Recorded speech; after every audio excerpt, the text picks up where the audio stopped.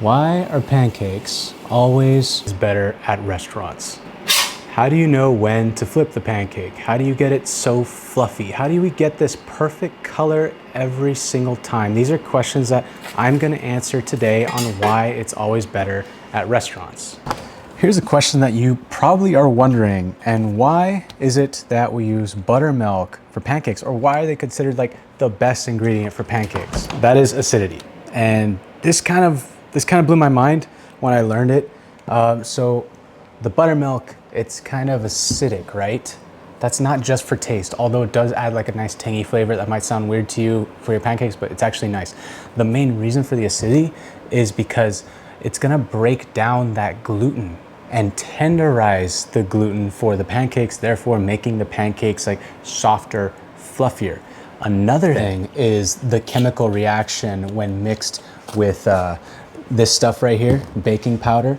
See, the acidity of the buttermilk when it mixes with the baking powder, what it's gonna do is it's gonna create this carbon dioxide, which is the little gas bubbles that happen in the pancake, and that's gonna make it rise more. So if you mix the acidic buttermilk plus the leavening agent, it's gonna cause that carbon dioxide chemical reaction situation, making it even more fluffier. So you're getting like three things. You're getting like the nice flavor from the buttermilk, you're getting the acidity to break down the gluten to make it nicer texture, and then of course you're getting the chemical reaction with the baking soda to make it lighter and airier. That was a lot to say. Okay, now butter. Why do I add butter to pancakes, and why is it typically in pancakes? For one, butter is delicious, it's good, come on, it's fat. But another reason why you add fat to pancakes is because it's making it softer by coating those gluten particles. Now, here is one of the biggest reasons for using butter, and that is, you notice this right here? It's nice and yellow. Do you know when you leave butter in a pan too long and it starts to get brown? That's called caramelization, because the milk solids are becoming caramelized before they burn, because you left it on the pan too long and you let it burn. That happens to me a lot. But yeah, my point is, when you add this to your pancake batter, it also adds to that development of caramelization, which adds to the color of your pancakes. So your pancakes are actually gonna have like a nicer, more golden color if you use butter, as opposed to like another fat like canola oil or something like that. Now, you're probably wondering why I'm putting everything into this container. I have a really good reason for it. See, this is known as a deli container, quart container, and I use this because this is what I'm used to. I used to make pancakes for family meal at work a lot. A lot of people requested my pancakes. I really liked them. But this is just the perfect measuring tool to me. See, right here is a pint. Right here is a quart. A half of a pint is a cup. And then a half of a cup is, you know, a half cup right there. So I can pretty much eyeball it and know where I'm at. So this is like my perfect mixing, measuring device, and also really good for drinking water out of. Anyways, I'm adding all my wet ingredients together because I don't want to over mix the pancakes. This is maple sugar, by the way. I just love maple sugar, it's delicious. If you want, you could also use maple syrup.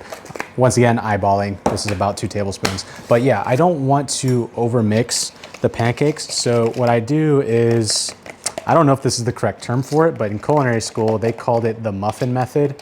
And I guess that's because muffins is this method. You mix liquids together first, and then you mix the dries together first, and then you put them all together.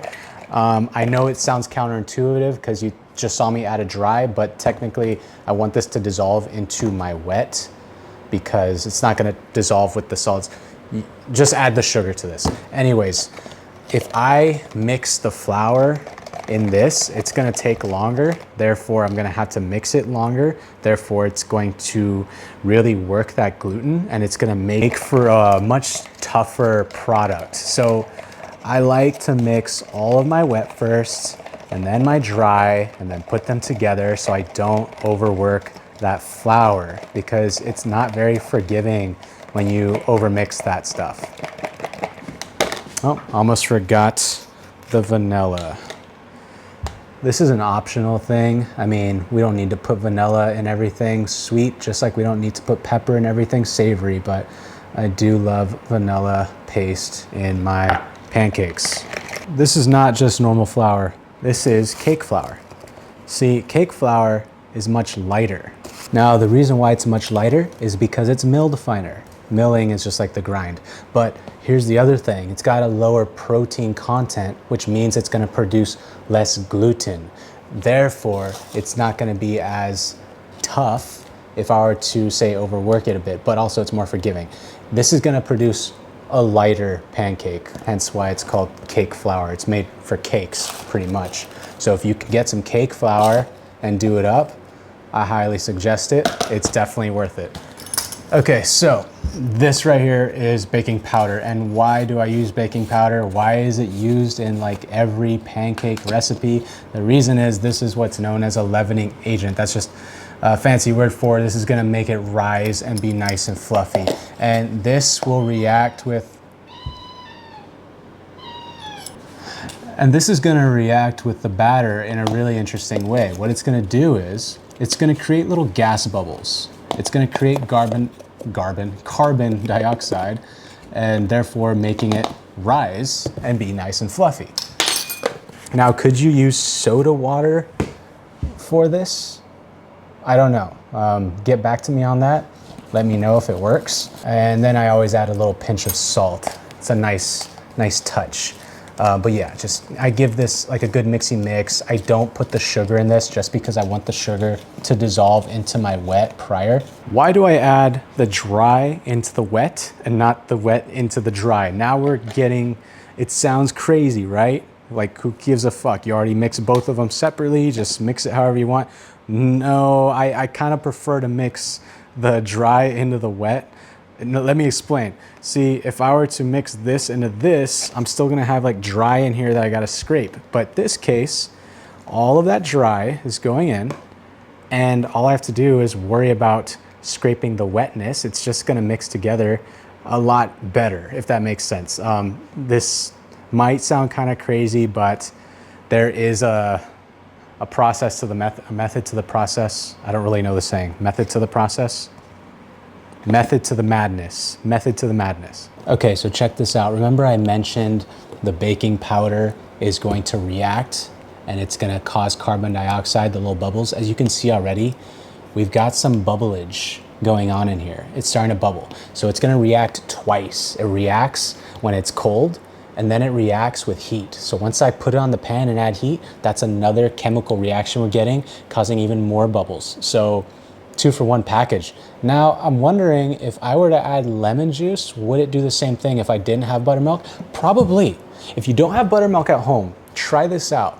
Add a touch of lemon juice to your milk, and it could give you like that same reaction, and you might have a nice brightness to your pancake. It's pretty good. Now, why does my mom always say you gotta have lumps in your pancake batter? That might sound kind of wrong, like, hey, why do we want lumps of flour in here? But actually we do want the lumps of flour in our batter. See, what it's gonna do is it's gonna create little air pockets, and that's gonna react, and it's gonna cause like these fluffy air bubbles to happen, and you're gonna have like nice variations of texture going on. I know it's a lot, it's just a pancake, chill out, but these are all things that add up and make it much better. If you think I'm explaining too much stuff, let me know.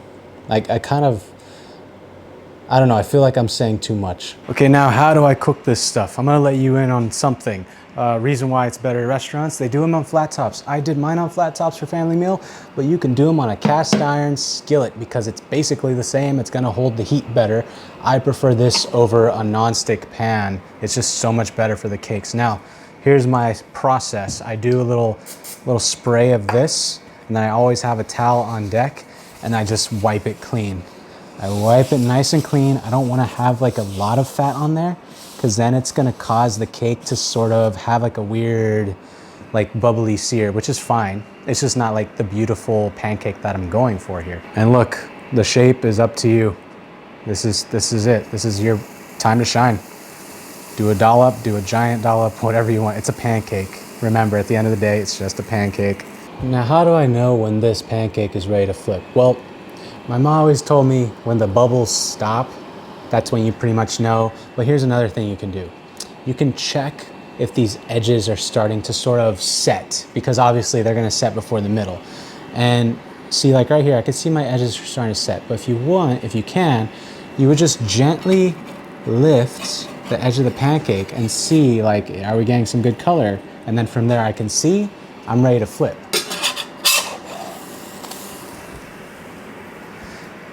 Your first pancake isn't always gonna be perfect. That's always a mystery to me, but maybe it's because it takes a little practice here and there. But as you can see, like, you know, that's a nice looking pancake. Right now I have it at 330 degrees Fahrenheit on the skillet. To me, that's the perfect heat. It's a medium heat. It's not gonna brown it too much before the inside gets to cook, so it's a good heat.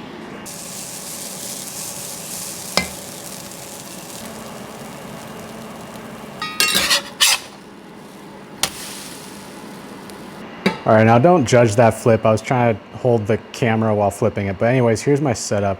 Here's what I would do at work all the time because I would make a lot of pancakes. I would take them from there straight to a pan of some sort like this. This is lined with the spray and some parchment so it doesn't stick. I put it into here. Just like this. And then I cover it, of course. Excuse me. And then it goes right into the oven. The oven is set to warm, or you could just have the oven off, whatever. And that's just gonna keep them warm while I'm still making more pancakes, and I just keep putting them in there. I think my love for McGriddles came from my Aunt Sherry, by the way. She would make me this concoction that I don't know why a lot of people gross out about. It was a pancake, and then between the pancakes, she would put scrambled eggs, American cheese, or even like a shredded cheese, and bacon, pancake on top of that, maple syrup over everything. Fucking perfection, man. And that's why I think the McGriddle is the best invention ever. It's got like the like crystals of maple syrup in the bun of the freaking pancake bun, and then you got the egg, sausage, cheese. Like it's delicious. But anyways, my Aunt Sherry would make me that. It was so freaking good. These pancakes are looking nicer as we go, as you can see. Look at that, beautiful. You know, I love how every culture has some sort of carb, some sort of bread to share. And this one, I mean, it's so simple, but if you like do all these steps right, it makes it so much better. I used to love making this for family meal a lot. Here's the thing, I also used to just love making family meal at work. There's just something about feeding the people that you care about. And I guess this is why you do these extra steps, because you care about them, right? So it might seem like it's a little overkill for just a pancake, but I asked you guys questions on what makes the pancakes better at restaurants on my broadcast channel, Discord, everywhere. So, I mean, if you want, just even like post your comments down below on like what you want to see next with this series and why you think so-and-so is better at home or at restaurants. If you think it's better at home, let's see it. Post your photo. Now, I always say hot plate, hot food, so this is why I'm doing this. Why not? Get the chill off. Just get the chill off before you put hot food on there. Also, how does it look? Good?